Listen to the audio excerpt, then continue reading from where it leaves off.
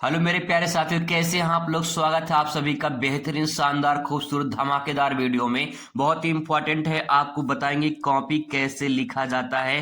100% जो सही तरीका है भूगोल विषय में कॉपी लिखने का वो आपको आप बताने वाले हैं। पूरा पेपर अच्छे से सॉल्व कर लिए हैं। यहाँ पे आपको मिल जाएगा नोट्स, इसका पीडीएफ भी आपको दे देंगे अगर आप कमेंट करेंगे तो। यहाँ पे जो है 2023 का मैंने एक सेट उठाया है और यहाँ पे पूरा पेपर मैंने सॉल्व किया है। तो आइए फटाफट इसे सॉल्व कर लेते हैं। सबसे पहले यहाँ पे बहुविकल्पीय प्रश्न से शुरुआत करते हैं। तो यहाँ पे पहला क्वेश्चन आपके सामने पूछा गया है कि जैसे देखिए यहाँ पे कि मानव भूगोल की निम्न में से कौन सी संकल्पना प्रकृति की सर्वोच्चता में विश्वास करती है। संभववाद, प्रत्यक्षवाद, पर्यावरण निश्चयवाद या नव निश्चयवाद। तो इसमें आपका राइट आंसर हो जाएगा कि प्रकृति की जो सर्वोच्चता है ये आपका सा वाला यानी पर्यावरण निश्चयवाद ही इसमें आपका राइट आंसर हो जाएगा। तो इसको कॉपी में लिखना है सही उत्तर। तो आप यहाँ पे इस प्रकार से देख पाएंगे, ये 2023 का पेपर हल है, पूरा अच्छे से देख सकते हैं। अब यहाँ पे जो है आपको दिखाई देगा यहाँ पे, इसको सबसे पहले यहाँ पे प्रश्नोत्तर आप नंबर डाल देंगे, ठीक है। फिर इसके बाद यहाँ पे पहले का साथ सही है तो पहले का साथ जो है आप यहाँ पे लिख देंगे, पर्यावरण निश्चयवाद, फिर टिक कर देंगे। इसके बाद बस कुछ नहीं करना, आपका काम हो गया, एक नंबर आपका मिल जाएगा। फिर इसके बाद दूसरा क्वेश्चन लिखेंगे, थोड़ा सा गैप कर देंगे क्योंकि यहाँ पे जब गैपिंग करेंगे थोड़ा सा दिखाई देगा अच्छे तरीके से। दूसरा क्वेश्चन आप यहाँ पे देख पाएंगे, निम्नलिखित देशों में से किसकी जनसंख्या सबसे अधिक है। तो सबसे अधिक जनसंख्या किसकी है? बांग्लादेश, पाकिस्तान, अफगानिस्तान, संयुक्त राज्य अमेरिका। तो जो पहला स्थान आता है, दूसरा स्थान आता है, तीसरा स्थान आता है। पहला देखिए आता है चीन का, पहला नाम आता है चीन का। दूसरा स्थान भारत का आता है, अभी एनसीईआरटी में भारत में पढ़ना है, ठीक है। और तीसरा स्थान आता है यूएसए यानी संयुक्त राज्य अमेरिका का।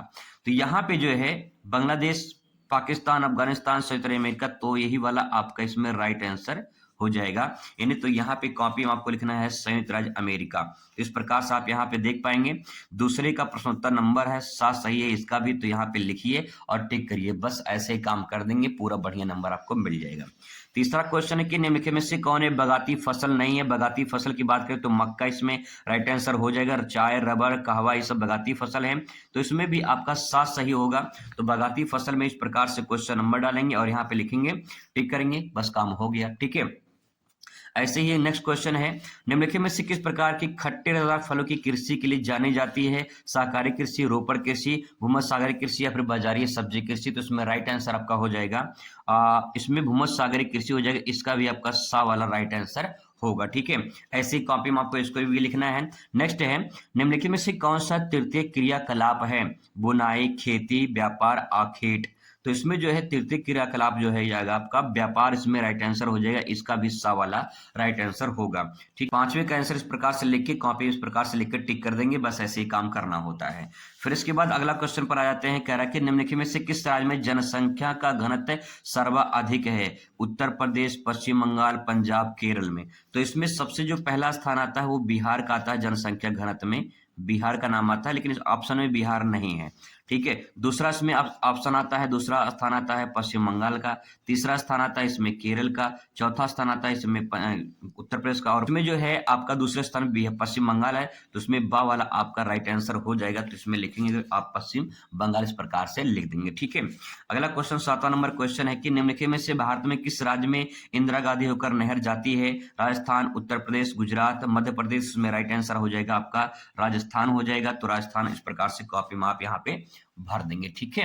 आगे यहाँ पे क्वेश्चन 8वां देखिए, बॉम्बे हाई किस खनन के लिए प्रसिद्ध है। तांबा, खनिज तेल, लौह बॉक्साइड। इसमें राइट आंसर आपका सा हो जाएगा और इस प्रकार से कॉपी आप यहाँ पे खनिज तेल लिख देंगे, ठीक है। इस प्रकार से पूरा का पूरा 8 आपका यहाँ पे सही हो जाएगा। अब इसके बाद दोस्तों यहाँ पे आएगा अति लघुत्तरीय प्रश्न। जो अति लघुत्तरीय प्रश्न है कुछ इस प्रकार से आपसे पूछे जाएंगे, इसका उत्तर कैसे लिखना है पूरा अच्छे से आपको समझाएंगे। तो सबसे पहले देखिए यहाँ पे लिखा है मानव भूगोल को परिभाषित कीजिए। 2 नंबर का प्रश्न एवरग्रीन क्वेश्चन है, हर साल पूछा जाता है, अच्छे से देख लीजिए। प्रश्नोत्तर संख्या 9 है, तो 9 आप जो है इस प्रकार से लिखेंगे। फिर यहाँ पे हेडिंग डालेंगे मानव भूगोल, ठीक है। इसके बारे में लिखेंगे कि मानव भूगोल के अंतर्गत मानव और पर्यावरण के अंतर संबंधों का अध्ययन किया जाता है, उसे मानव भूगोल कहते हैं। बस आपका काम हो जाएगा, इतना लिख देंगे, ठीक है। फिर आपको यहाँ पे छोटी सी परिभाषा लिखनी होगी। मैंने यहाँ पे रेड पेन से लिखा है, आपको थोड़ा सा आकर्षक दिखने के के लिए आप रेड पेन का इस्तेमाल नहीं करेंगे, काले और नीले पेन का इस्तेमाल करेंगे। तो यहाँ पे किसी एक परिभाषा लिख देंगे किसी जो है भूगोलवेत्ता के द्वारा, जैसे रटजल के अनुसार लिखेंगे तो इसमें लिखेंगे मानव भूगोल मानव समाजों और धरातल के बीच संबंधों का संश्लेषित अध्ययन है। संश्लेषित का मतलब जुड़ा होना होता है, मिला होना होता है। यानी जो मानव है ये पूरा मानव समाज एक साथ धरातल पे रहता है और धरातल पे जो संसाधन है उन संसाधनों को उपयोग करता है, तो इसका मतलब उनमें कोई संबंध है। संबंध का मतलब कहीं कि मानव समाज जो है वो धरातल से जुड़ा हुआ है, इसलिए यहाँ पे संश्लेषित शब्द इस्तेमाल किया गया है। ठीक है, यहाँ पे एलएनसी सैंपल का परिभाषा है या सैंपल की परिभाषा है, तो इसको भी दोनों में से कोई आप एक लिख सकते हैं, कोई दिक्कत नहीं है, दोनों में से कोई आप एक भरी लिखिएगा। ठीक है, जैसे इनकी परिभाषा कि मानव भूगोल अस्थिर पृथ्वी क्रियाशील मानव के बीच परिवर्तनशील संबंधों का अध्ययन है। 3 सेंटेंस है, एक इसमें अस्थिर है। ठीक है, पृथ्वी कैसी है? अस्थिर है। पृथ्वी अस्थिर का मतलब पृथ्वी पे गतिमान है, पृथ्वी पे परिवर्तन होते रहते हैं, ज्वालामुखी भूकंप कुछ ना कुछ आते रहते हैं, तो परिवर्तन होता रहता है। उसके साथ मानव भी क्या कर रहा है? मानव क्रियाशील है, नहीं मानव काम कर रहा है। ठीक है, मानव काम कर रहा है तो मानव काम करेगा तो परिवर्तन होगा कि नहीं होगा? बिल्कुल होगा। तो जो परिवर्तन होगा ऐसा संबंध मानव भूगोल कहलाता है। जो है ये एलएनसी सैंपल ने कहा है। ठीक है, अब यहाँ पे छोटा सा डायग्राम मैंने बनाया है, इस डायग्राम को आप बना सकते हैं, इसको भी आप लिख सकते हैं अच्छे तरीके से। देखिए जैसे कि मानव है, ठीक है, मानव का जो अंतर संबंध किससे है? पर्यावरण से है, और यही अंतर संबंध क्या कहलाता है? मानव भूगोल कहलाता है। सिंपल पर्यावरण और सिंपल परिभाषा आसानी से डायग्राम बना के लिख सकते हैं। ठीक है, ये तो बात होगी मानव भूगोल की। यहाँ पे आप अगला क्वेश्चन देख पाएंगे कि मानव संसाधन से क्या तात्पर्य है। तो मानव संसाधन क्या होता है, तो आपको कॉपी में लिखना होगा मानव संसाधन के बारे में। यहाँ आप क्वेश्चन नंबर डालिए, प्रश्नोत्तर नंबर, संख्या, पहला तो काम यही करना है। फिर क्वेश्चन से हेडिंग बनाना है मानव संसाधन। ठीक है, अब इसके बारे में आपको लिखना है, जैसे कि मानव संसाधन से तात्पर्य है कि जब मानव अपने शारीरिक और बौद्धिक क्षमता के आधार पर अपनी आवश्यकताओं को पूरा करता है या पूर्ति करता है तो उसे हम मानव संसाधन कहते हैं। ठीक है, इन्वर्टेड कॉमा एक सेंटेंस लिख दीजिए कि मानव सबसे बड़ा संसाधन है। ये थोड़ा हाईलाइट हो जाएगा और थोड़ा आकर्षक दिखेगा, पूरा 2 नंबर आपको इस पे मिल जाएगा। तो दोस्तों यहाँ पे ज्यादा कुछ नहीं है, बस मानव क्या करता है? अपने शरीर से, ठीक है, और अपने बुद्धि से काम करता है, और उसी काम के आधार पे मानव कुछ भी अपने आवश्यकताओं की पूर्ति कर लेता है, जिसे हम मानव संसाधन कहते हैं। एक पॉइंट यहाँ पे और ऐड करना चाहते हो तो आप ऐड कर सकते हैं, जैसे आप यहाँ लिख सकते हैं, उदाहरण के तौर पे आप यहाँ पे हेडिंग बनाएंगे, जैसे लिख देंगे, और जैसे लिख के उसमें आप लिख सकते हैं कि मानव जो है जैसे इंजीनियर है। ठीक है, इंजीनियर है, इंजीनियर अपने दिमाग से, बुद्धि से काम करता है। जैसे एक शिक्षक है, ठीक है, शिक्षक भी इसमें आप लिख सकते हैं। ठीक है, डॉक्टर हैं, वकील हैं, ये सब आप इसमें लिख सकते हैं। ठीक है, इसमें श्रमिक भी आ जाएंगे, इसमें। तो इस प्रकार से आप लिख सकते हैं जैसे के रूप में। तो ये थोड़ा सा और आपका स्मार्ट आंसर हो जाएगा, स्मार्ट का मतलब थोड़ा अच्छा लगेगा और आपको पूरा बढ़िया नंबर मिल जाएगा। ठीक है, तो आप ये भी इसमें ऐड कर सकते हैं। चलिए आगे देखते हैं दोस्तों, अगले क्वेश्चन पर आ जाते हैं। प्रारंभिक और द्वितीय क्रियाकलाप में विभेद कीजिए, यानी आपको अंतर बताना है। 1+1 यानी 2 अंतर बताएंगे, 2 नंबर आपको यहाँ पे मिल जाएगा। ठीक है, सिंपल है। चलिए देख लेते हैं कैसे इसको लिखना है। तो आप यहाँ पे देख पाएंगे, लिखने का तरीका, शैली समझ लीजिए, पूरा नंबर आपको मिलेगा। मेरी राइटिंग तो उतना अच्छी नहीं है, बट ये अगर आपकी राइटिंग बहुत अच्छी है तो समझ कि बहुत बढ़िया नंबर आपको मिलेगा। इस पे भी नंबर मिलेगा, ऐसी बात नहीं है। जैसे क्वेश्चन है 11 नंबर क्वेश्चन है, क्रम वाइज ही क्वेश्चन में लिखा है, यहाँ पे 10 है, फिर इसके बाद यहाँ पे 11 है, सब क्रम वाइज है। ठीक है, क्रम वाइज भी आपको लिखना है, बात ध्यान रखना है। यहाँ पे क्वेश्चन है कि प्रारंभिक और द्वितीय क्रियाकलाप में विभेद कीजिए, तो आप पहले हेडिंग बना लीजिए, फिर इसके बाद आप हेडिंग लिखिए प्रारंभिक क्रियाकलाप। इसमें लिखेंगे कि इसमें पर्यावरण में उपलब्ध जो संसाधन होते हैं उनका उपयोग किया जाता है, जैसे कृषि है, पशुपालन है, आखेट है, खनन है, ये जो है प्रारंभिक या प्राथमिक क्रियाकलाप के अंतर्गत आते हैं। ठीक है, एक नंबर हो जाएगा इस पे। अगला यहाँ पे द्वितीय क्रियाकलाप लिखेंगे, इसमें हेडिंग डालेंगे, इसमें कच्चे माल को दूसरे नई वस्तु में निर्माण किया जाता है, जैसे गन्ने से चीनी बनाना, कपास से कपड़ा बनाना, ये सब इसमें शामिल होता है। तो यहाँ पे आप देख पाएंगे लिखने का पैटर्न कैसे मैंने लिखा है। यहाँ पे जैसे क्वेश्चन पूछा गया वैसे लिखा गया, 1+1 में पूछा गया है तो आप वैसे लिखिए, पूरा एक्सप्लेन बढ़िया से आपको नहीं करना है, बस इतना है कि इसमें आप ये पॉइंट कर दिए, 1 नंबर इसके लिए मिल जाएगा। फिर आपने ये वाला पॉइंट किया है, 1 नंबर इसके लिए मिल जाएगा। और एग्जाम्पल भी मैंने दोनों में दिया है ताकि जो है थोड़ा यूनिक, आकर्षक लगे और अच्छा दिखे। ठीक है, इस पे पूरा नंबर एग्जामिनर देगा। यहाँ पे एक डायग्राम मैंने बनाया, आप इसे भी समझ सकते हैं, इसे भी अपनी कॉपी में आप नोट डाउन कर सकते हैं। जैसे प्राथमिक क्रियाकलाप है, ठीक है, इसमें दोनों अंतर बताना है। तो यहाँ पे प्राथमिक क्रियाकलाप है, यहाँ पे द्वितीयक क्रियाकलाप है।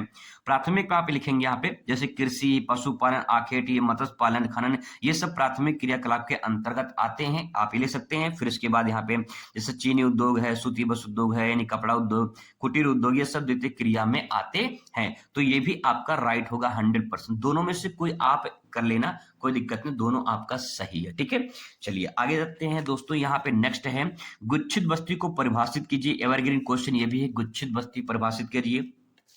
तो देखिए नाम से स्पष्ट है गुच्छित बस्ती। गुच्छित बस्ती का मतलब जैसे ये अंगूर का गुच्छा होता है, तो अंगूर जो गुच्छा होता है ऐसे गुच्छे होते हैं पास पास में, है ना। इसका मतलब ये है कि जो बस्तियां होंगी वो कैसी होंगी, पास पास में होंगी, घर पास पास में होंगे, रास्ते पूरे सकरे होंगे, ऐसी बस्तियां गुच्छित बस्ती के नाम से जानी जाती होगी। तो इस प्रकार से बस्तियां बसी होंगी। तो इसको कॉपी में कैसे लिखेंगे, तो आइए देख लेते हैं कॉपी में कैसे लिखेंगे। यहाँ पे देखिए, ठीक है, यहाँ पे क्वेश्चन नंबर डालेंगे 12, 11 के बाद 12 आया है, फिर इसके बाद गुच्छित बस्ती हेडिंग डालेंगे। लिखने का तरीका आप बस एक बार देख लीजिए दोस्तों कैसे लिखा जाता है कॉपी। 100% सही आप कॉपी लिख कर आएंगे, पूरा नंबर आप पाएंगे।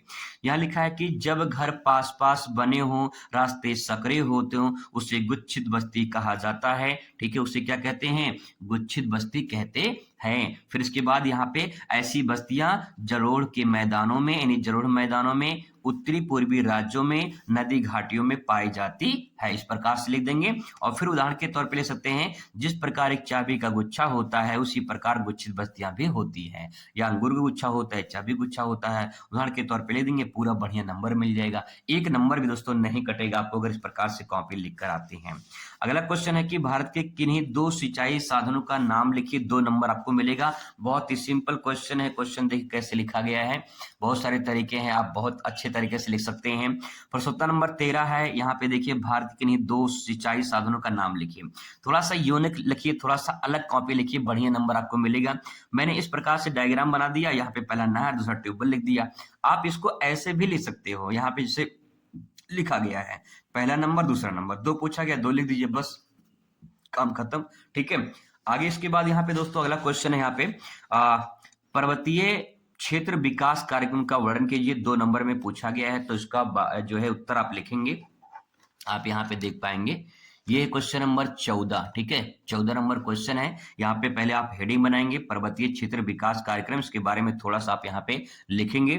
इस कार्यक्रम के अंतर्गत पहाड़ी क्षेत्रों के विकास पर ध्यान केंद्रित करना है। इसका उद्देश्य वृक्षारोपण, कृषि, बागवानी, घाटियों वाले क्षेत्रों में सड़क, स्वास्थ्य, शिक्षा आदि क्षेत्रों पर ध्यान केंद्रित करना है। इसकी शुरुआत 5वीं पंचवर्षीय योजना में की गई थी। अगर इसको सिंपल और भाषा में लिखना तो बस आप इतना लिखिए कि यहाँ पे नाम है पर्वतीय, यानी पर्वतीय क्षेत्र में विकास की बात हो रही है। ऐसा कोई कार्यक्रम चलाया जाए जिससे पर्वतीय क्षेत्रों में विकास हो सके, वहां पे अच्छी सड़क, स्वास्थ्य, शिक्षा, ये सब जो है मिल सके। तो इस प्रकार से आप अपने सेंटेंस भी बना के इसको लिख सकते हैं, कोई दिक्कत नहीं है। ठीक है, इसके बाद क्वेश्चन आता है लिंगानुपात को परिभाषित कीजिए। तो लिंगानुपात को परिभाषित करना है, 2 नंबर का प्रश्न है, एवरग्रीन क्वेश्चन ये भी है, ध्यान रखेंगे। अब यहाँ पे जो है 2023 का सेट है, लेकिन 2020, 22, 23, 24, 25 में लगातार क्वेश्चन पूछा गया है। क्वेश्चन नंबर 15 पहले आप यहाँ पे लिखेंगे, क्रम वाइज मैंने लिखा है अच्छे तरीके से यहाँ पे।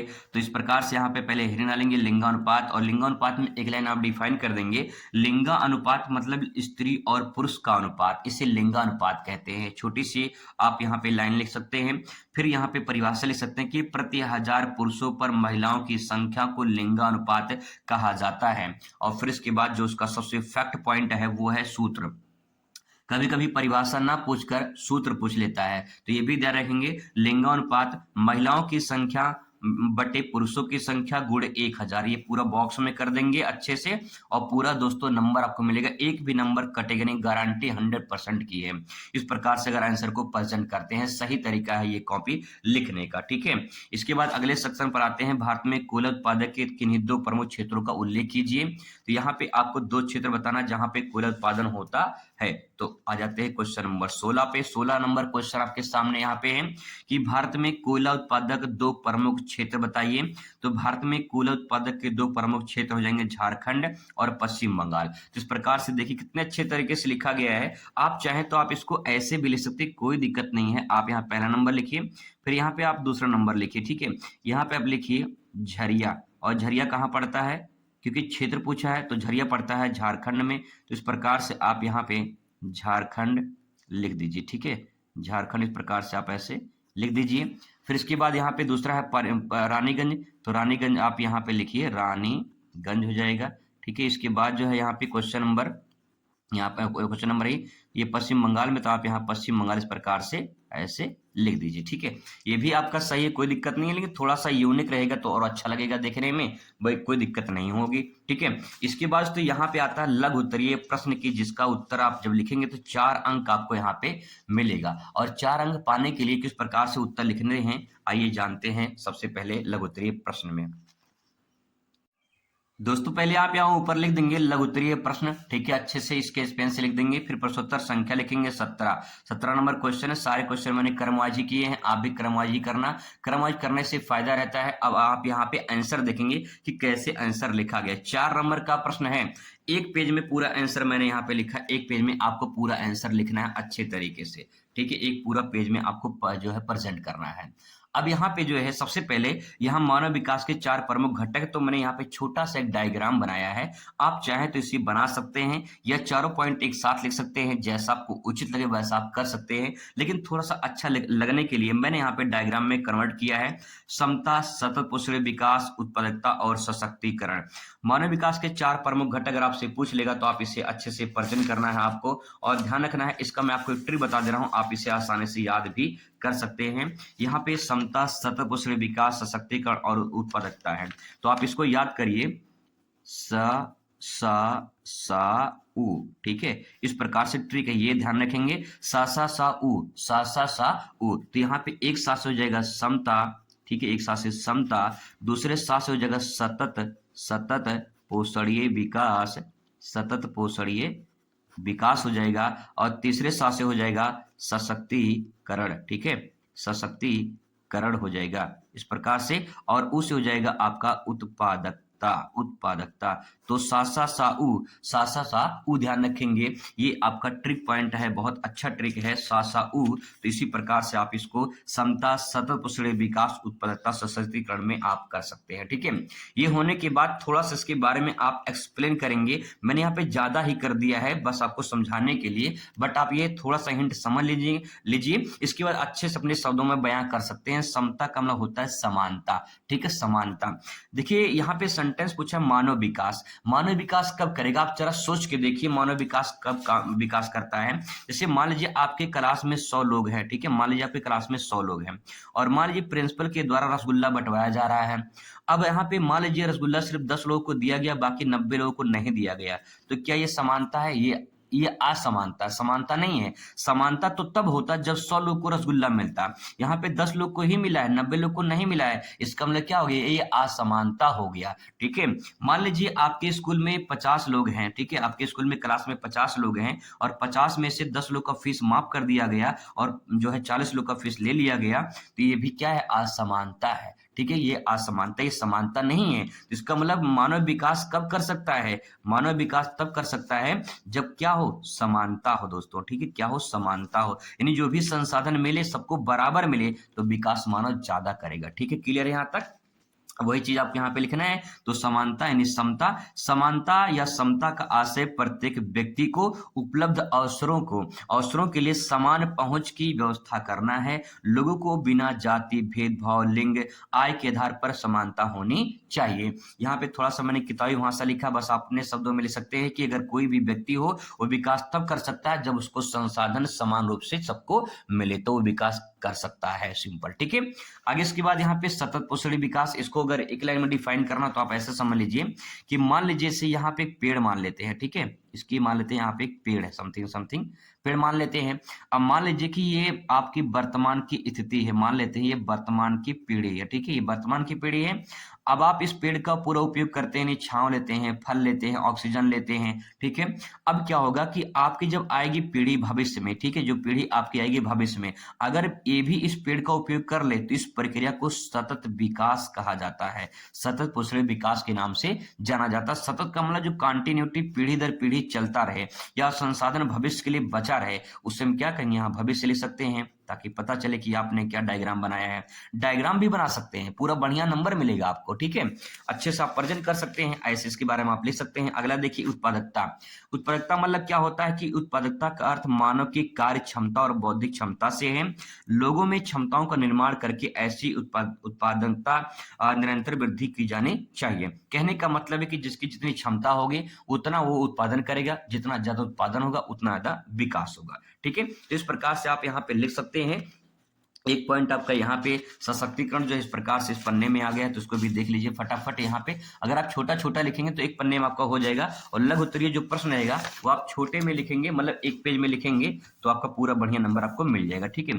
सशक्तिकरण का मतलब इसमें लिखेंगे कि अपने विकल्प चुनने के लिए शक्ति प्राप्त करना, यानी आपके पास इतनी ताकत हो जाए, इतनी पावर हो जाए, इतनी औकात हो जाए कि भैया आप नंबर आपको एग्जामिनर दे दे, ऐसा अपने पास क्षमता विकसित कर लीजिए, इतनी ताकत विकसित कर लीजिए कि एग्जामिनर नंबर देकर ही जाए, एक नंबर काटे ना, ऐसी पावर आपके अंदर आ जाए। तो पावर कब आएगी? जब थोड़ा सा पढ़ लिख कर जाएंगे, है ना, पेपर देने। तो इस प्रकार से इसके बारे में लिख सकते हैं ऐसे सेंटेंस में कि सशक्तिकरण की ऐसी प्रक्रिया है जिसमें कमजोर पिछड़े व्यक्ति, समूह, समुदाय इतने सक्षम हो जाते हैं कि वे अपने जीवन के निर्णय स्वयं ले सके, अपने शक्ति के दम पर विकास कर सके। सिंपल परिभाषा लिखा गया है। इसके बाद तो आ जाते हैं अगले क्वेश्चन पर, और क्वेश्चन कह रहा है कि चलवासी पशुचारण और वाणिज्य जो है पशुपालन में विभेद कीजिए, यानी अंतर बताइए। 2+2 4 नंबर में क्वेश्चन पूछा गया है। तो आइए इसका उत्तर लिखते हैं, कैसे आप यहाँ पे उत्तर लिखते हैं।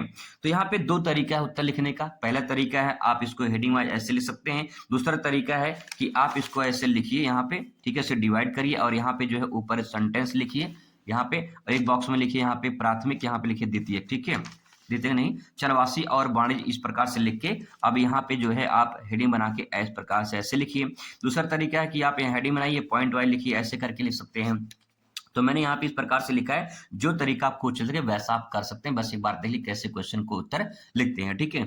चरवासी पशुचारण में लिखेंगे, चरवासी पशुचारण एक ऐसी प्राचीन जीवन निर्वाह व्यवसाय है, पहला पॉइंट हो जाएगा। दूसरा, इसमें पशुचारक अपने पालतू पशुओं की पानी और चारे के लिए एक स्थान से दूसरे स्थान पर जाते थे।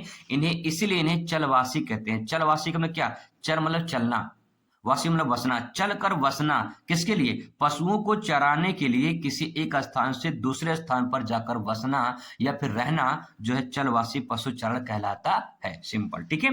अब इसमें देखिए लिखेंगे अगला पॉइंट, इसमें प्रमुख क्षेत्र जैसे सहारा है, एशिया है, अरब प्रायद्वीप है, मंगोलिया है, टुंड्रा प्रदेश है, ये कुछ ऐसे क्षेत्र है जहां पे ऐसे चलवासी पशुचारण देखने को मिलते हैं। अगला इसमें है कि पशुओं को देखभाल के लिए कोई विशेष व्यवस्था इसमें नहीं होती है, बस ऐसे नॉर्मल पशु पाल लेते हैं। अगला इसमें लिख सकते हैं कि पशुओं की एक प्रदेश से दूसरे प्रदेश में जाते हैं, इसमें भेड़, बकरी, ऊंट, याक, यदि ये सब पशु जो इसमें रहते हैं। अब दोस्तों मैंने यहाँ पे ये क्वेश्चन जो लिखा है बड़ा लंबा लिख दिया है, ठीक है, लेकिन आपको शॉर्ट में लिखना है, ध्यान रखेंगे।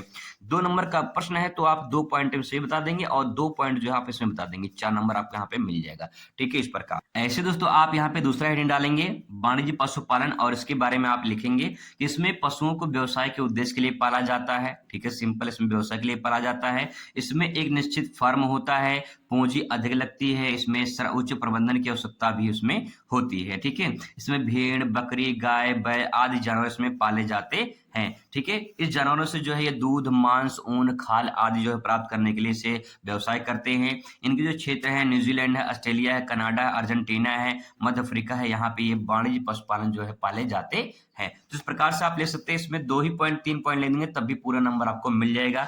फिर इसके बाद आता है अगला क्वेश्चन, यहाँ पे 19 नंबर क्वेश्चन है कि विश्व में लौह इस्पात उद्योग के विकास के कारकों का वर्णन कीजिए और इस उद्योग के जो है प्रमुख देशों का नाम भी आपको बताना है। तो देशों का नाम भी बताना है, तो इस प्रकार से 4 नंबर आपको मिलेंगे। तो फटाफट आइए इसका उत्तर देखते हैं किस प्रकार से कॉपी में लिखेंगे।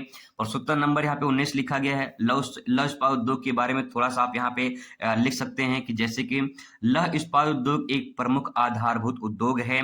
इस उद्योग से अन्य सभी मशीनरी उद्योग का निर्माण होता है, इसीलिए इसे आधारभूत उद्योग कहा जाता है।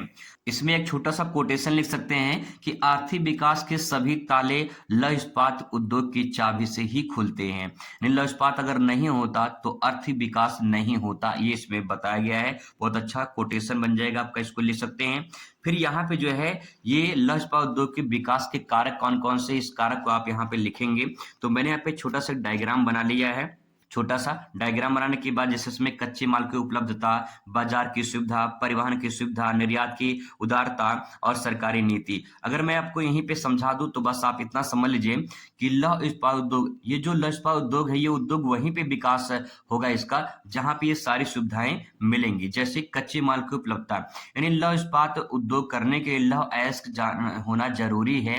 तो जहां पे लौह अयस्क आसानी से मिल जाते हैं, यानी कच्चे माल उपलब्ध जाते हैं, वहीं पे लौह इस्पात उद्योग स्थापित होते हैं। सिंपल सी इसके बारे में इस प्रकार से एक्सप्लेन कर सकते हैं।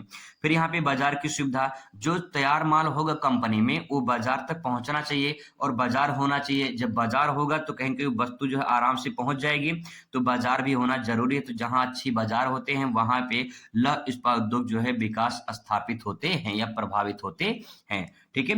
परिवहन की सुविधा, भाई कच्चे माल जो है बाजार तक पहुंचाने के लिए परिवहन होना चाहिए कि नहीं होना चाहिए? बिल्कुल होना चाहिए। तो इसका मतलब ये है कि परिवहन का भी जरूरी है लौह इस्पात उद्योग में। ठीक है।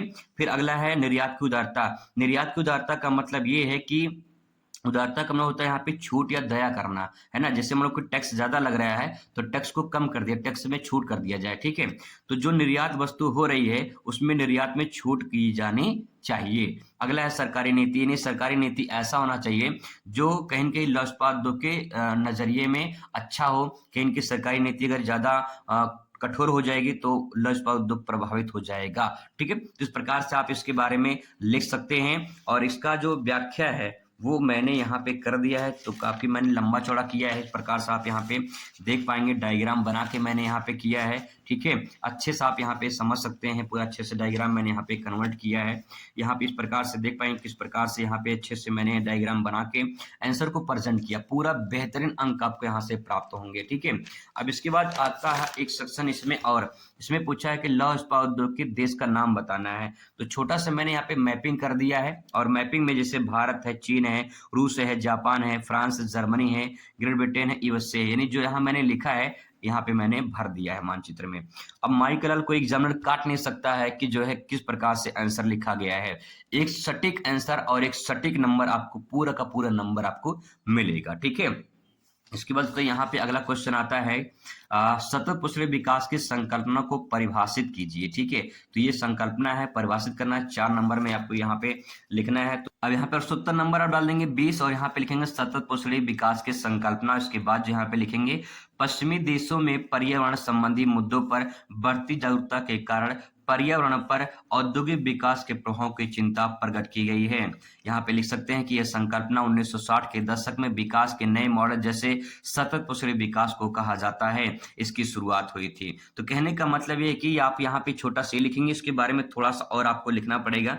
जैसे पहले डायग्राम बना लेते हैं, डायग्राम समझने का प्रयास करेंगे, जो मैंने अभी डायग्राम आपको बताया था। डायग्राम में मान लीजिए एक पेड़ है। ठीक है। इस पेड़ से ऑक्सीजन लेते हैं, छांव लेते हैं, फल लेते हैं, लकड़ी प्राप्त करते हैं। आप ये वर्तमान की पीढ़ी है, इसका पूरा उपयोग करती है, और भविष्य की पीढ़ी अगर इसके लिए काट देंगे पेड़ तो शायद इसका उपयोग नहीं कर पाएगी, तो इसे सतत पिछड़े विकास नहीं कहेंगे। लेकिन अगर ये भविष्य की पीढ़ी अगर इसका उपयोग कर लेती है तो इसे कहेंगे सतत पोषणीय विकास कहेंगे। अब यहाँ पे छोटी सी एक परिभाषा लिखेंगे, चूंकि 4 नंबर क्वेश्चन है तो लंबा चौड़ा एक पेज में आपको लिखना पड़ेगा। अब यहाँ पे लिखेंगे कि ऐसा विकास जिसमें भविष्य में आने वाले पीढ़ियों की आवश्यकताओं की पूर्ति को प्रभावित किए बिना वर्तमान की पीढ़ी द्वारा अपनी आवश्यकताओं की पूर्ति करना है, सतत पिछड़े विकास कहलाता है। ठीक है। आज की बचत ही भविष्य की कमाई है, इस प्रकार से कोटेशन डाल देंगे, पूरा बढ़िया नंबर दोस्तों आपको मिलेगा। अच्छे तरीके से देखिए मैंने आंसर को प्रेजेंट किया है, कम शब्दों में ज्यादा अंक आपको मिलेगा, कम शब्दों में स्मार्ट आंसर लिखा गया है। पूरा अच्छे से आप देख सकते हैं कैसे सटीक आंसर आप दे सकते हैं। ठीक है। चलिए आते हैं अब अगले क्वेश्चन पर बात करते हैं। नगरीकरण क्या है? भारत में नगरीकरण की किन्हीं 2 समस्याओं की विवेचना कीजिए। तो नगरीकरण की समस्याओं की विवेचना करना है तो आप यहाँ पे आ जाएंगे। यहाँ पे देखिए क्वेश्चन बहुत ही अच्छे तरीके से डायग्राम में आपको समझाने का पूरा प्रयास करता हूँ। ठीक है। देखिए नगरीकरण, यहाँ क्वेश्चन नंबर डाल देंगे, नगरीकरण हेडिंग हो जाएगा। ठीक है। और उसके बारे में समझने का प्रयास करेंगे। देखिए जो गाँव होता है, गाँव से लोग शहर में जाते हैं, नगर में जाते हैं, उसी प्रक्रिया को नगरीकरण कहा जाता है। ठीक है। तो देखिए गांव से लोग शहर में क्यों जाते हैं? क्योंकि यहाँ परिवहन की कमी होती है, यहाँ कृषि ज्यादा होता है और रोजगार की कमी होती है। ठीक है। स्वास्थ्य की कमी होती है, किसान यहाँ पे होते हैं और किसान की स्थिति जो होती है दयनीय हो जाती है, बहुत सारे अन्य कारक भी होते हैं। तो इन सब कारकों के कारण ठीक है, इन सब कारकों के कारण जो है नगर में लोग चले जाते हैं। यहाँ पे परिवहन की सुविधा, उद्योग, रोजगार, स्वास्थ्य की सुविधा, जॉब वगैरह मिल जाती है, तो इस प्रकार से लोग गांव में चले जाते हैं। अब मान लीजिए कि गांव में 1000 लोग रहते हैं, ठीक है, और यहाँ से 500 लोग यहाँ चले जाएंगे, और गांव में जो है नगर में पहले से यहाँ पे 500 लोग हैं, तो 500 जो यहाँ बढ़ेंगे जनसंख्या यहाँ पे कितनी हो जाएगी, 1000 हो जाएगी। यानी इस प्रक्रिया को हम क्या कहेंगे, नगरीकरण कहेंगे। इस प्रक्रिया को कहेंगे भैया नगरीकरण कहेंगे, ठीक है, नगरीकरण कहा जाएगा। तो इस प्रकार से डायग्राम में कन्वर्ट कर सकते हैं, या तो आप सिंपल एक डायग्राम और बना सकते हैं, जैसे कि आप यहाँ पे लिखिए गांव, ठीक है, यहाँ पे गांव लिख दीजिए, ये गांव हो जाएगा, और फिर यहाँ पे लिखिए आप नगर, ठीक है, यहाँ पे नगर लिखिए। जब गांव से लोग नगर में चले जाए तो इस प्रक्रिया को नगरीकरण कहेंगे। आप इसको ऐसे भी डायग्राम में छोटा सा डायग्राम बना देंगे तो एक जानवर समझ जाए किस प्रकार से लोग गांव की तरफ, यहाँ पे एरो जरूर बनाएंगे ताकि पता चले गांव से लोग शहर में, इन नगर में जा रहे हैं, ठीक है, इस प्रकार से। आगे दोस्तों यहाँ पे जो है अगला, यहाँ पे नेक्स्ट पॉइंट में लिखेंगे कि नगरीकरण से आशय गांव से जो है नगरों की ओर जनसंख्या का बढ़ना ही नगरीकरण कहलाता है, ठीक है। अब इसमें जो है आगे इसमें पूछा है सेंटेंस में, तो परिभाषा हो गया। सेंटेंस में पूछा है कि इसकी 2 समस्याएं लिखी, तो 2 समस्या आप यहाँ पे लिख सकते हैं। पहली समस्या देखिए क्या है, आवास की समस्या होगी, पर्यावरण की समस्या होगी, इसके बारे में थोड़ा थोड़ा डिफाइन कर सकते हैं। भाई वहाँ जनसंख्या बढ़ेगी तो आवास भी तो चाहिए, आवास की समस्या हो जाएगी। इन्वायरमेंट कहीं कहीं दूषित होगा, जनसंख्या बढ़ेगी, तो इस प्रकार से 2 समस्या आप यहाँ पे लिख सकते हैं, ठीक है। आगे यहाँ पे दोस्तों अगला क्वेश्चन है, जनांकीय संक्रमण सिद्धांत की अवस्थाओं की विवेचना कीजिए। 4 नंबर में क्वेश्चन पूछा गया है, तो इसका जो उत्तर लिखना है वो कैसे लिखना है, तो आइए डायग्राम के माध्यम से आपको समझाने का प्रयास करते हैं। तो यहाँ पे आप देख पाएंगे किस प्रकार से आंसर को आपको प्रेजेंट करना है, ठीक है। चलिए देखते हैं कैसे आंसर आपको लिखना है। सबसे पहले यहाँ पे आप प्रश्नोत्तर नंबर देख पा रहे होंगे, ठीक है। जनांकीय संक्रमण की अवस्था हेडिंग हो जाएगी, और उसके में लिखेंगे जनांकीय संक्रमण सिद्धांत का उपयोग किसी क्षेत्र की जनसंख्या के वर्णन तथा भविष्य के जनसंख्या के पूर्वानुमान के लिए किया जाता है, ठीक। अब दोस्तों आपको एक डायग्राम बनाना है, इस प्रकार से डायग्राम बनेगा। तो सबसे पहले मैं डायग्राम एक बार फिर से आपको पुनः जो है बना के दिखा दूं कैसे आप डायग्राम बनाएंगे। तो सबसे पहले क्या करना है, आपको इस प्रकार से जो है एक लाइन खींचनी है, ठीक है। यहाँ पे जो है आपको इस प्रकार से एक लाइन खींचनी है, ऐसे लाइन खींच लेना आपको, ठीक है। उसमें 3 भागों में इसको डिवाइड कर लेना है, 1 2 3, ठीक है। तो यहाँ पे फर्स्ट लिखना है, यहाँ पे सेकंड लिखना है, यहाँ पे आपका थर्ड हो जाएगा। इस प्रकार से आप लिख लेना, ठीक है। यहाँ पे आप लिखिए देश, अगर आपको देश का नाम पता तो आप यहाँ पे देश लिख दीजिए, नहीं तो जो है आप यहाँ पे लिखिए अर्ध विकसित देश, ठीक है। यहाँ पे लिखिए अर्ध विकसित देश हो जाएगा। इसमें लिखिए विकासशील देश, ठीक है, इसमें लिखिए आप विकासशील देश हो जाएगा। और यहाँ पे लिखिए आप विकसित देश, यहाँ पे आप सेंटेंस में लिखिए विकसित देश हो जाएंगे, ठीक है, इस प्रकार से। फिर यहाँ पे जो है आप कुछ यहाँ पे डाटा लिख दीजिए, कुछ भी डाटा आप यहाँ पे लिख सकते हैं, जैसे 5 है, 10 है, 15 है, 20 है, 25 है, 30, इस प्रकार से लिख लीजिए। और यहाँ पे साइड में लिखिए जन्म दर, ठीक है, यहाँ पे लिखिए जन्म दर, और लिखिए यहाँ पे मृत्यु दर, ठीक है। इस प्रकार से डायग्राम बनाने हैं। अब यहाँ पे आधा काम आपका हो गया है, ठीक है। अब फिर इसके बाद जो है करना क्या है कि ऊपर जो है यहाँ 25 के लगभग आसपास इस प्रकार से ऐसे जो है एक डायग्राम आपको यहाँ पे ऐसे बनाना है, ठीक है। तो इसके बाद जो है एक नीले पेन से भी आपको इस प्रकार से ऐसे जो है इस प्रकार से बना लेनी, ऐसे करके, ठीक है।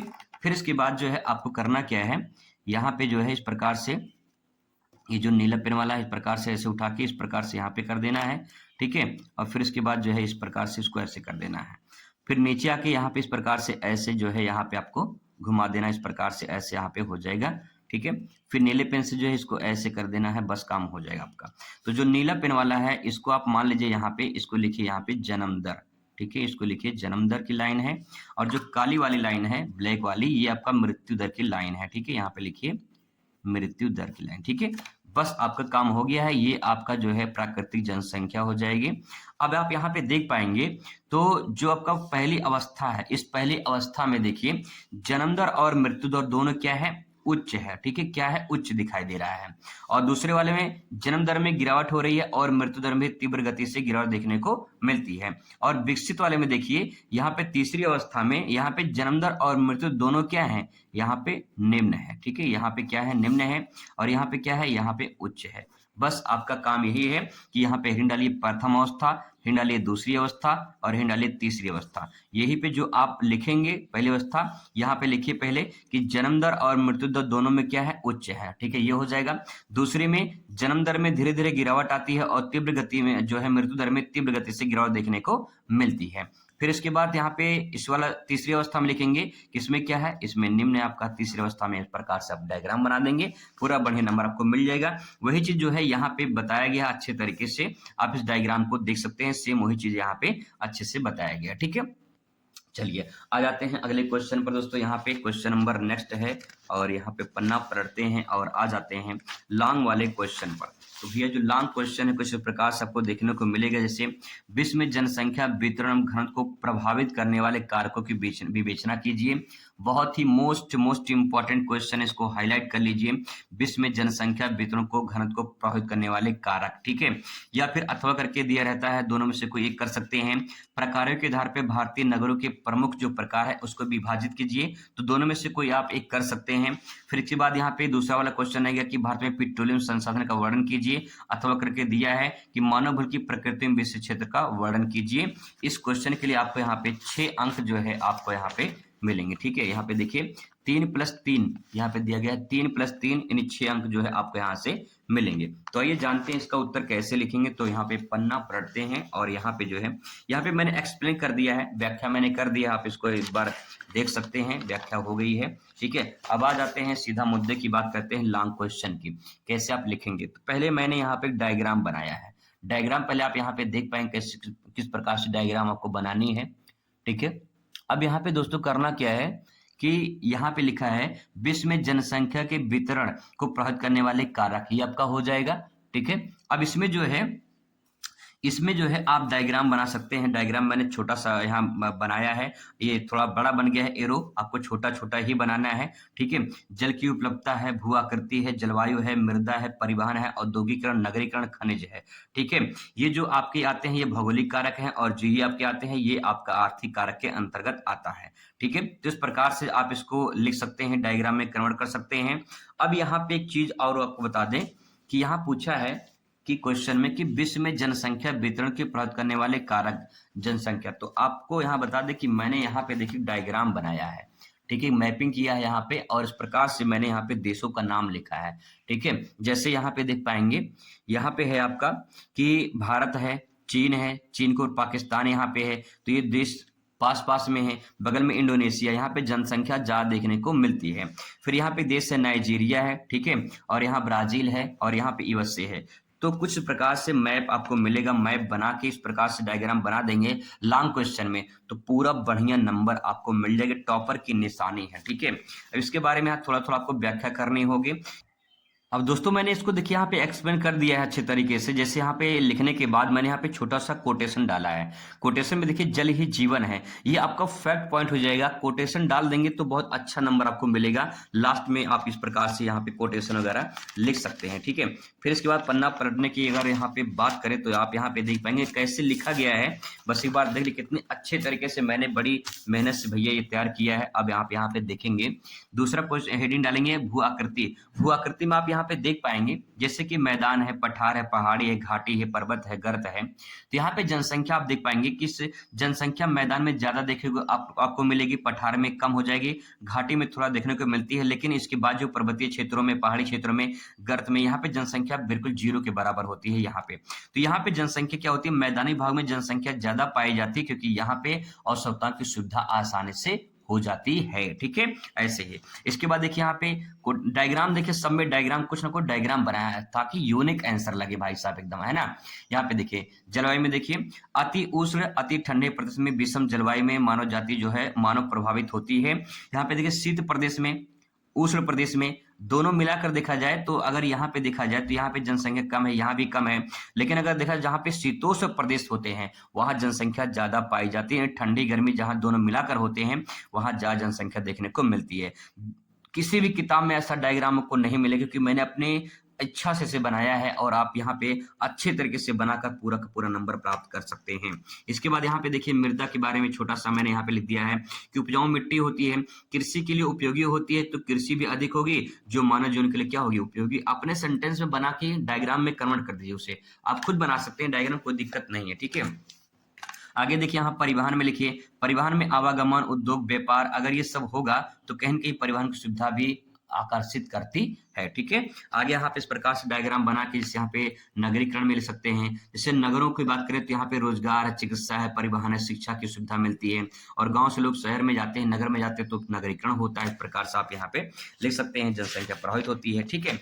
आगे दोस्तों इसमें और बहुत सारे सेंटेंस इसके बारे में आप यहाँ पे लिख सकते हैं, व्याख्या कर सकते हैं, ठीक है। इसके बाद यहाँ पे जो अथवा करके क्वेश्चन दिया है, यहाँ पे नगरों का जो है प्रकारों के आधार पे भारतीय नगरों का प्रकार बताना है, तो आप यहाँ पे इस वाले आंसर को भी आप यहाँ पे देख सकते हैं, मैंने यहाँ पे लिख दिया है। प्रकारों के आधार पे भारतीय नगरों के प्रमुख प्रकार, इस प्रकार से देखिए डायग्राम देखिए माशाल्लाह बहुत ही बेहतरीन बना है भाई डायग्राम, ठीक है। इस प्रकार से देखिए डायग्राम बना के यहाँ पे औद्योगिक नगर, व्यापारिक नगर, प्रशासनिक नगर, गैरसैंण नगर, सांस्कृतिक नगर, पर्यटन नगर, जो है परिवहन नगर, खनन नगर या खनिज नगर, इस प्रकार से आप अच्छे से बना के भाई साहब पूरा का पूरा नंबर आपको मिलेगा। सही तरीके से नंबर कैसे मिलता वो तरीका दोस्तों मैं आपको बता रहा हूं, अच्छे से देख लीजिए, बहुत अच्छा नंबर आपको मिलेगा। भूगोल में वो नंबर मिलेगा जो आप कभी सोचे नहीं होंगे, ठीक है। 70 में 70 नंबर प्राप्त कर सकते हैं। फिर इसके बाद यहाँ पर मैंने व्याख्या किया है, व्याख्या भी यहाँ पे कर दिया है। एक बार मैं पीडीएफ आपको दे दूंगा, पीडीएफ जो है आपको कहाँ मिलेगा, तो पीडीएफ मैं बता दे रहा हूँ कहाँ मिलेगा। देखिए एक नंबर है, व्हाट्सएप नंबर है, इसको आप मैसेज करेंगे तो मैं आपको पीडीएफ अवेलेबल करा दूंगा। 9250263535, ठीक है। 9250263535 ये व्हाट्सएप नंबर है, इस पे आप मैसेज करेंगे तो मैं पीडीएफ जो है आपको अवेलेबल करा दूंगा, ठीक है। चलिए आगे दोस्तों इस प्रकार से इसको लिख लेना है, तो यहाँ पे जो है आप देख पाएंगे और क्वेश्चन भी ऐसे ही आपको देखने को मिल जाएगा, ठीक है। यहाँ पे सभी का उत्तर जो है मैंने यहाँ पे देखिए अच्छे से लिख दिया है, बहुत ही बढ़िया नंबर मिलेगा आपको। सब में मैंने एक एग्जाम्पल दिया है, सब में आप यहाँ पे देख पाएंगे एग्जाम्पल मैंने यहाँ पे दिया है, ठीक है। फिर यहाँ पे देख पाएंगे इस प्रकार से भर देना है, लिख देना है।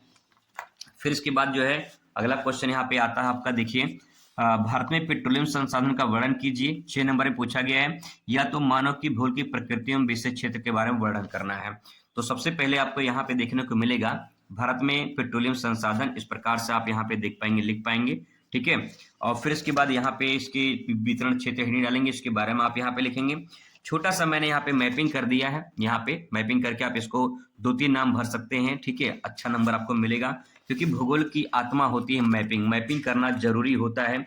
आपको मानचित्र मिलेगा, आप कर सकते हैं। फिर इसके बाद जो अथवा करके दिया है क्वेश्चन उसको भी देख लीजिए, मानव बल की जो है प्रकृति एवं विशेष क्षेत्र के बारे में। तो यहाँ पे देखिए मानव बल की प्रकृति मैंने यहाँ पे इस प्रकार से लिखा है, ठीक है। और फिर यहाँ पे इसके विशेष क्षेत्र कौन कौन से यहाँ पे मैंने इंडिकेट कर दिया है, आप इस प्रकार से इसके बारे में लिख सकते हैं। तो दोस्तों इसके बाद जो है आपका शुरुआत होता है यहाँ पे मानचित्र वाला क्वेश्चन। मानचित्र में जो है अगर आप बात करें तो इस प्रकार से मानचित्र भरना है। मानचित्र के लिए मैं ऑलरेडी वीडियो बना चुका हूं, आप उसे देख सकते हैं। यहाँ पे जैसे क्वेश्चन है कि सर्वाधिक जनसंख्या वाला राज्य कौन सा है, तो सर्वाधिक जनसंख्या राज्य हो जाएगा आपका बिहार हो जाएगा, ठीक है। सर्वाधिक जनसंख्या वाला राज्य हो जाएगा आपका यूपी हो जाएगा, और सर्वाधिक साक्षरता वाला राज्य केरल हो जाएगा, ठीक है, केरल हो जाएगा। सर्वाधिक मानव विकास सूचकांक वाला राज्य, यहाँ पे भी इसका जवाब भी केरल हो जाएगा। और उत्तर प्रदेश की राजधानी तो सभी जानते हैं, यूपी की राजधानी आपका लखनऊ हो जाएगा। सिंपल मानचित्र में पूछे जाते हैं। ऐसे दोस्तों संसार का मानचित्र आएगा, संसार के मानचित्र में इस प्रकार से आपको भरना है। तो यहाँ पे जैसे चीन की राजधानी है बीजिंग हो जाएगा, जापान के समुद्री पत्तन टोक्यो हो जाएगा, दक्षिण अमेरिका की प्रमुख नदी अमेजन नदी हो जाएगी, संयुक्त अमेरिका का राजधानी जो है वाशिंगटन डीसी हो जाएगा, संसार का दूसरा सर्वाधिक जनसंख्या वाला देश तो यहाँ पे भारत हो जाएगा, ठीक है। तो इस प्रकार से जो है आप यहाँ भर सकते हैं। तो ये जो है संसार में आपको भरना पड़ेगा, संसार में इस प्रकार से मानचित्र रहेगा, और जो है इस प्रकार से भारत का मानचित्र रहेगा, ठीक है। तो यहाँ पे अब मैं ऑलरेडी भर के बता चुका हूँ, आप इसे भर सकते हैं। चलिए मिलते हैं नेक्स्ट वीडियो में। आई होप आपको समझ में आया होगा। Thanks for watching.